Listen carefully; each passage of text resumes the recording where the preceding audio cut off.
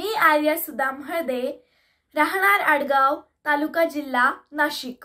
माझ्या कवितेचं नाव जगायचं असेल तर बोलावं लागेलच। जगायचं असेल तर बोलावं लागेलच। काल राम होता आज हनुमान आहे, उद्या कृष्णही असेलच। काल राम होता आज हनुमान आहे, उद्या कृष्णही असेलच। देवाधर्माच्या नावाने यांचं सगळं अलबेल आहे, पण सामान्याच्या भाकरीचा प्रश्न मात्र हा कायम आहे। एक काळ असा होता राजकारण्याच्या कामात देव होता, आजकाल असा आहे कामापेक्षा तोंडातच जोर आहे। शेतकरी इथं रोज मरतोय, तरुण कामासाठी झुरतोय।